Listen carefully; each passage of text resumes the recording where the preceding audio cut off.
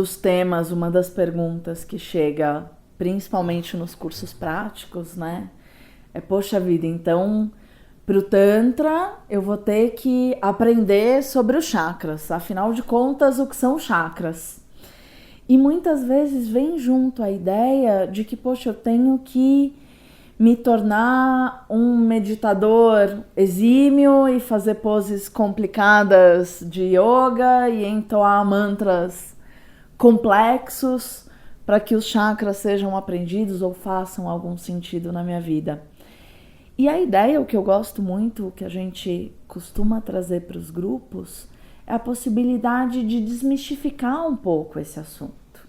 Então, talvez sim, a tua vontade de aprender seja para meditação, para prática de yoga, para prática de mantras, mas talvez conhecer um pouco melhor como que funciona esse fluxo de energia no teu corpo pode simplesmente melhorar a tua qualidade de vida.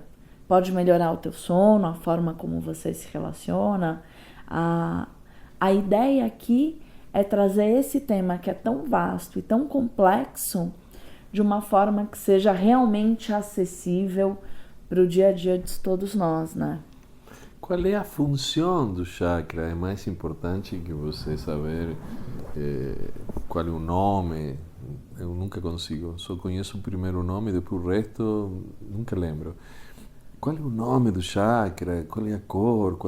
São duas coisas. Qual é a função? Ou seja, qual é a frequência de vibração desse centro energético? Porque chakra é um centro energético no teu corpo, que não é fixo, porque como é centro energético, ele pode estar um pouquinho mais para aqui, um pouquinho mais para lá. 3 dedos exatos embaixo do umbigo.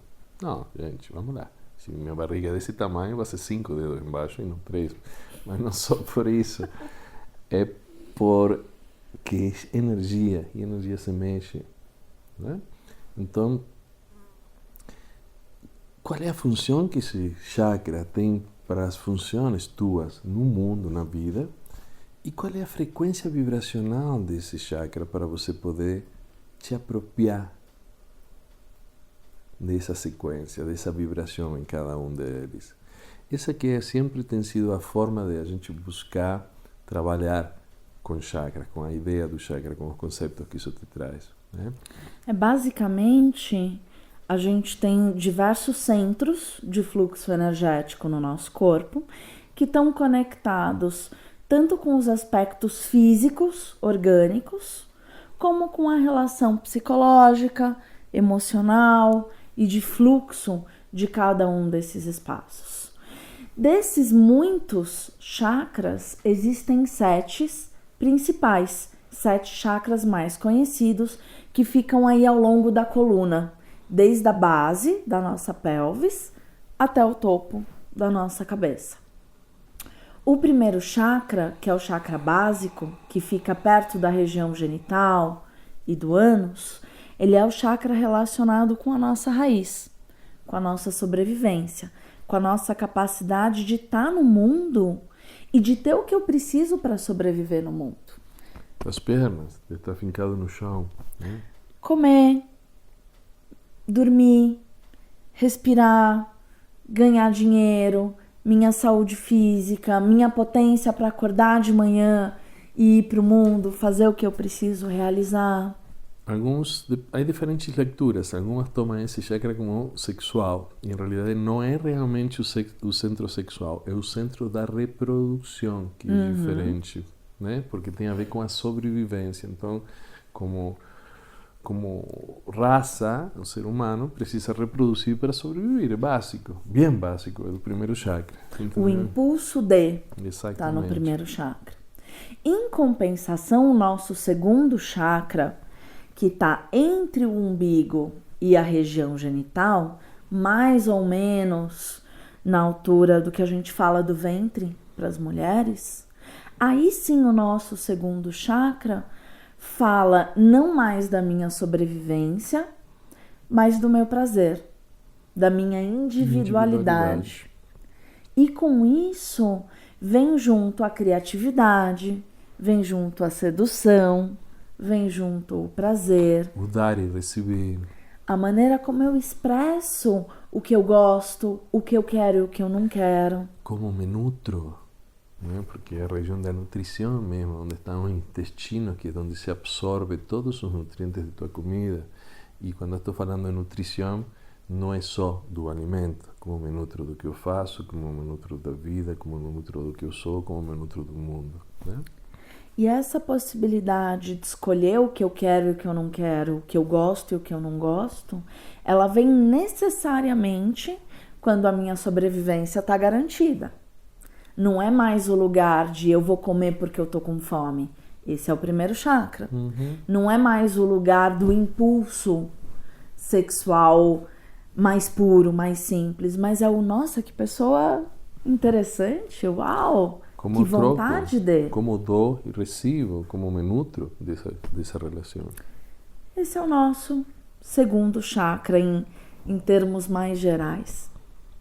O terceiro chakra, aqui logo abaixo das costelas, mais ou menos à altura do nosso estômago, fala da minha capacidade de estar no mundo, do meu poder pessoal, de como eu coloco limites e estabeleço a dinâmica das minhas relações.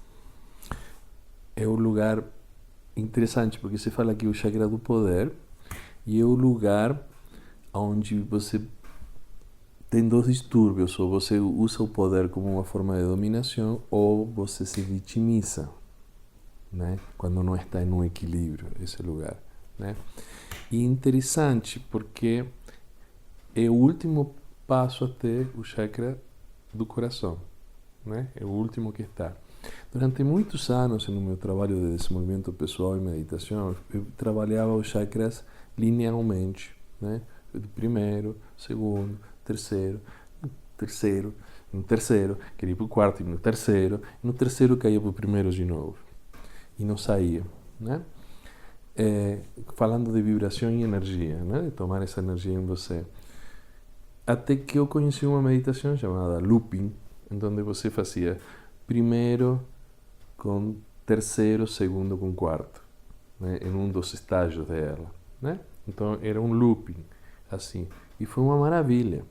Então compreender, por exemplo, que você não pode passar para o coração se você não tem pernas bem estabelecidas em um real, se você não tem firmeza e tua força de sobrevivência bem tomada em você, para que você possa fazer disso um jogo das relações de poder mais saudáveis, sem te vitimizar ou sem tiranizar. Então você vai para a tua individualidade, para tu dar e receber, para a tua nutrição, para que o coração se abra. Olha que lindo que é essa visualização desse conceito energético, né? Que lindo isso! De modo geral, existem várias possibilidades de experienciar, de ativar, de cultivar essa frequência energética para o teu desenvolvimento pessoal. Algumas meditações são maravilhosas, algumas sessões de trabalho terapêutico ou mais sutil ou através da terapia corporal, são muitos os caminhos possíveis para você ir desenvolvendo isso. Mas, de modo geral, o terceiro chakra é um grande enrosco. Até porque entre a vitimização e a tirania, a gente quer achar um ponto certo. Poxa, então como que eu faço para fazer certo? E, na verdade, o que eu vejo dentro desse trabalho ao longo aí de muitos anos com os grupos e com os atendimentos individuais é que o ponto está em saber transitar entre esses dois extremos, transitar nos lugares onde eu preciso de um pouco mais de poder pessoal para me colocar em certas situações da minha vida, e em alguns momentos onde eu posso estar mais relaxada, estar mais disponível para o que vem do outro. Essa capacidade de ir e vir dentro do meu poder pessoal e de reajustar os contratos nas minhas relações me indica aí um caminho de terceiro chakra mais ativo, mais saudável. Que é impossível ter isso, volto a falar, sem os outros 2 chakras embaixo trabalhando juntos, tá? É impossível você ter essa capacidade de te firmar ou de relaxar e ficar mais receptiva, sem a força e a firmeza do primeiro chakra, sem a plenitude do teu segundo chakra que te dá a possibilidade de te nutrir. Né? Volto a insistir com essa palavra porque as pessoas não têm muito bom sacado isso que significa nutrir a tua própria vida, né? E aí o 4º chakra, então, como o Sá já trouxe, o nosso peito, o nosso coração, que muitas vezes está associado só com o amor romântico, mas que de forma mais ampla tem a ver com o quanto eu estou disponível para o mundo, o quanto eu aceito o outro e me aceito, o quanto eu tenho a capacidade de estar vulnerável dentro de um relacionamento para receber e para compartilhar. Como que esse perdão, inclusive, acontece dentro de mim? Eu brinco nos cursos que é a nossa caixa preta. Os nossos medos, as nossas mágoas, os nossos sustos vão fazendo com que esse espaço do nosso corpo ou feche, se encolhendo, como uma forma de afastar e de proteger, ou pelo contrário, se infle como se fosse uma grande armadura também para se proteger. Pode vir que eu aguento. Né? O 4º chakra é o transformador da energia, né? Do pessoal que estuda chakra desde uma visão mais cristã, eles falam dos chakras de baixo, os chakras inferiores e os chakras superiores. E nas linhas espirituais que fazem isso, a única atenção são os chakras superiores, porque os inferiores é coisa do mundo. Inferior, né? Quando a gente trabalha com Tantra, a gente não tem, não só para quem trabalha com Tantra, mas nós que trabalhamos com Tantra, a gente tem todos os chakras como parte de um todo, né? Não é uma hierarquia do que é melhor ou do que é pior para mim. Todos precisam para ir se ajustando. E o chakra do coração é o chakra da compaixão, né? Compaixão não é um amor universal só. Compaixão é a capacidade do amor dentro de mim. A primeira pessoa para a qual eu tenho que ser compassivo é para mim mesmo, né? É me perdoar pelo que for. Me perdoar até pelo que eu sou e com certeza pelo que eu não sou, né? Porque é isso. E nesse lugar há uma paz, há um estar bem comigo, né? Então, depois de toda essa coisa de estar no mundo e como lidar com as relações e como lidar com o dinheiro e com a sobrevivência e como que eu faço para que essa vida me nutra, né? E que eu estabilizo meus jogos de poder, aí chego nesse lugar de compaixão. Então, aí sim, uma vez que eu cheguei nesse lugar de compaixão, toda essa energia que vem pode vir a meditação, né? Eu gosto muito da imagem de que o nosso coração tem braços, de que o nosso coração se derrama pelas nossas mãos e pelos nossos braços como uma forma de cuidado, como uma forma de afeto. Tá aí o abraço como um símbolo geral de quando a gente quer aproximar o nosso coração do coração de alguém. Nós que trabalhamos por muitos anos com massagem, com cura através das mãos, sabemos como é isso, né? Não é só eu tocando, é meu coração tocando, não é minha mão tocando, é meu coração e meu centro vital se encontrando com a outra pessoa, né? E essa beleza de você entender esses chakras, não desde o ponto de vista esotérico, filosófico, não. Na prática. Na prática, na tua vida, né? E como você se usa energeticamente em cada um dos momentos de tua vida, né? E aí a gente chega no 5º chakra, O chakra laríngeo tem a ver com a nossa garganta, com a nossa boca, com os nossos ouvidos, com o nosso nariz, com o que a gente coloca para dentro, a qualidade do que eu engulo, não só da comida, mas nas minhas relações, a minha qualidade de receber o outro, de como eu ouço, e a qualidade do que eu transmito. Como eu transmito com clareza o que eu preciso, meu primeiro chakra, o que eu gosto, como eu me nutro, o que eu preciso nas minhas relações, o que eu quero, o que eu não quero, as minhas dinâmicas e o que eu sinto. Então, o quinto chakra, ele realmente faz essa comunicação interna e externa do que me vem e do que me sai.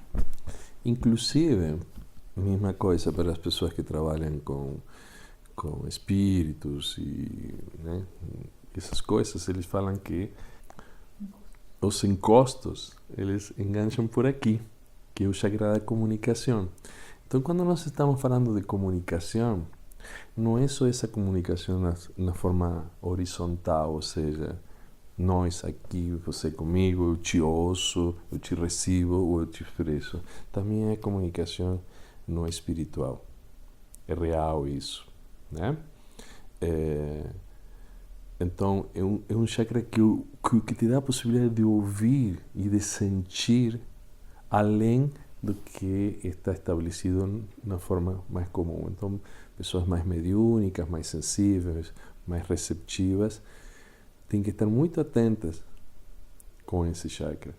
Problemas de tiroides, por exemplo, problemas de garganta permanente, problemas nos dentes, bruxismo, uma série de distúrbios que têm a ver com essa região, vem exatamente de não ter consciência dessas comunicações, dessas relações energéticas com a vida, com as pessoas e com o espiritual, né?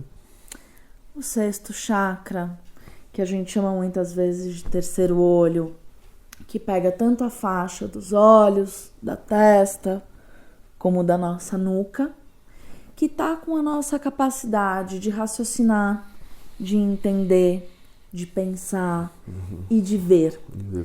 Ver o que tem aqui material para ser visto, mas como que eu também posso enxergar além do óbvio? Como eu posso enxergar um pouco à frente do que está sendo apresentado? Que você pode levar aí dentro da tua experiência para as questões religiosas e místicas, mas você também pode levar para a tua maturidade de vida. Uma criança, ela vê o que está sendo apresentado. Com o tempo, conforme você ganha maturidade, você pode falar, poxa vida, olha, isso já me aconteceu uma, já me aconteceu duas, já me aconteceu três. Pode acontecer de novo. O que eu estou vendo nessa situação e para onde ela vai se dirigir? Essa capacidade de elaborar e de enxergar para dentro também está relacionada ao sexto chakra. Fiquei aqui viajando um pouquinho no que você estava falando. Entrou na vibração. É o chakra da intuição também, né? Que exatamente você enxerga coisas além do que você se vê na forma plana, na forma horizontal simples, né? É o chakra da mente, ainda que seja muito louco. Com ele você planeja, com esse chakra você estuda, você faz uma série de coisas. Então, por exemplo, tem pessoas que têm isso aqui fortíssimo, tanto que elas andam assim, né? Porque são pessoas com um distúrbio energético, com um não equilíbrio nesse chakra, provavelmente porque há outros chakras que não estão dando o suporte que ele precisa para estar em equilíbrio. Então elas são o que chama, são muito mental, né? Porque tudo tem que passar por uma compreensão, são estudiosos, são as pessoas assim que tudo tem que ser muito correto, né? Eu tenho uma lembrança de uma vez estando num grupo ensinando para umas pessoas a meditação da respiração nos chakras do Osho, chakra breathing, e essa pessoa travou no primeiro estágio, assim travou, e eu quis ajudar ele, e ele falou, disse, não, olha, eu vou embora e vou estudar sobre chakras e volto depois. Que eu tiver entendido. Que eu tiver entendido, porque eu não estou pronto para fazer. E a meditação é super simples, a forma do corpo e a forma de respirar. Em realidade, não precisava nem ter falado que era chakra, eu mandava fazer e ele teria feito, mas eu cometi o erro de dar algumas informações sobre os chakras e como para ele isso era absolutamente novo. Então, essa pessoa com esse chakra aqui totalmente fora do equilíbrio, que faz ele precisar encaixar tudo no lugar certo, ser tudo certinho, ter que conhecer e saber antes de poder ter uma experiência, que provavelmente ele não vai poder ter a experiência porque ele vai seguir um manual e não vai seguir uma percepção, né? Então, essas coisas que são a função dos chakras na nossa vida, né? O quinto, sexto chakra tem a função da mente, que é uma das coisas mais desequilibradas hoje no tipo de mundo que nós vivimos, que traz muita informação permanentemente. A gente perde contato com o chão, com a realidade, com a natureza. O individualismo está exacerbado, então as relações de troca, de dar e receber e de nutrição também difíceis. Os jogos de poder estão absurdamente fortes em todas as áreas, em todos os níveis, e o nosso querido chakra do coração quase nem existe. Tá assustado, assim, encolhido em pânico. Na maioria das vezes. O que eu já ouvi em sessões das pessoas me falaram que elas preferem não amar a ter que sofrer. Ou seja, o amor passou a ser sinônimo de sofrimento por alguma X experiência que ela teve na vida, né? Que isso é tema de um outro vídeo nosso, de como que é o amor saudável, né? O amor não é um fenômeno, amor é uma construção, né? Então, como as pessoas já sofreram por amor, preferem não amar nunca mais na vida. Gente, se você está aqui para não sentir amor, para quê? Para trabalhar, para comprar coisas, para continuar sofrendo, porque, pelo amor de Deus, quem não tem amor só sofre, né? Então, nota, estamos te falando de chakras sem trazer nenhum nome, sem trazer nenhuma posição exata, sem te falar, estamos falando de vibrações energéticas que te podem ajudar a estruturar e organizar a tua vida de uma forma diferente, mais efetiva, mais apropriada. E que não tem um lugar certo para isso, não tem um equilíbrio certo, não. Então agora eu vou equilibrar todos os meus chakras e minha vida vai ser boa. É um fluxo. Às vezes tem situações que vão exigir mais de mim meu contato com a minha sobrevivência, com a minha potência, com ganhar dinheiro, com estar fincada no chão. Em outros momentos, eu vou precisar de um contato maior com o meu silêncio e usar a minha mente talvez para compreender ou talvez para aquietar e limpar um pouco o excesso de pensamentos. Assim como tudo na vida, esse é um fluxo onde em certos instantes eu vou ter mais em um chakra e um pouco menos no outro, e depois isso se compensa para um lado, para lá e para cá, onde eu vou aprendendo novas formas de me usar para o que eu quero na minha vida. Então começa a observar em você, a gente ainda vai falar do sétimo chakra, a gente chega lá, mas aonde você sente que tem mais acúmulo? Em quais áreas ou do teu corpo, às vezes o corpo denuncia isso, fisicamente com o peito encolhido ou inflado, com a testa enrugada, ou com o estômago que está sempre queimando, sempre doendo, o teu corpo te dá indícios. As tuas relações dão indícios também. Aonde eu sinto mais facilidade? Aonde eu sinto mais dificuldade? E conforme você vai fazendo essa investigação, você sabe aonde cuidar, aonde colocar um pouco menos de atenção e de energia. Poxa, vi que a minha dificuldade tá em me nutrir das minhas relações. Eu vou colocar um pouco mais aí. Poxa, vi que a minha dificuldade tá num excesso de falar, de comer, de engolir, de tomar. Eu aumento um pouco o meu volume aqui, diminuo um pouco o meu volume lá e vou experimentando o que funciona hoje na minha vida para essa situação. É uma brincadeira de se conhecer e de se investigar com base aí nesse esquema que pode ajudar a gente nisso. Ter essa possibilidade de você começar a afetar a forma que você funciona no mundo significa você sair dos teus automatismos, você deixar menos grande o inconsciente, que é muito grande, e poder começar a tomar a tua vida nas tuas mãos. Estamos falando de coisas concretas, coisas práticas, como isso acabou de falar. São coisas de como você funciona no mundo e como você pode começar a tomar a tua vida na tua mão. Tomar ela, para você fazer ela acontecer em função dos teus desejos, do que você sente, do que você quer, e não do que está gravado, e não dos programinhas que estão rodando, né? O sétimo chakra, em contrapartida com o primeiro chakra, que é o que me liga com a terra, com a sobrevivência, com a materialidade, o sétimo chakra me conecta com o que está além de mim. O sétimo chakra, ele é representado normalmente no topo da nossa cabeça, e talvez você dê nomes diferentes para o que está além de nós. Talvez você fale de Deus, talvez você fale de existência, talvez você fale de universo, mas qualquer que seja esse nome, existe um lugar aonde eu me sinto parte. Parte do todo. Na realidade, não é eu me sinto parte, senão eu sou o todo, eu sou a existência, eu sou Deus. Não tem eu aí nessa realidade. A existência do todo é, né?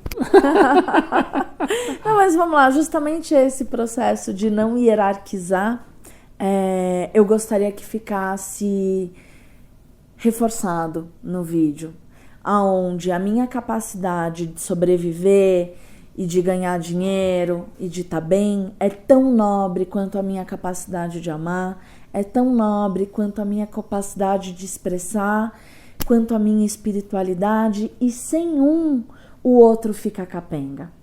Sem uma parte dessas funcionando bem e estando mais tomada realmente na minha vida, as outras vão degringolar. Então, como que a gente pode? E aí você vai encontrar se o teu caminho é o mantra, se o teu caminho é mexer o corpo aonde você sente dificuldade, é investigar isso no teu processo terapêutico. Eu acho que é tudo, né? Porque se você fica só cantando mantra, você vai trabalhar alguns dos chakras superiores e vai te dar uma dificuldade com o real. Então, os caminhos podem ser provisórios, tem que ser provisórios, tem que ser por um tempo, né? Mas a ideia é que você possa trabalhar um pouco disso tudo junto, né? Mexendo no corpo, trabalhando tua mente, trabalhando teu emocional, olhando, tomando, dançando, fazendo mantra, rezando, orando, meditando. Boa investigação aí para vocês.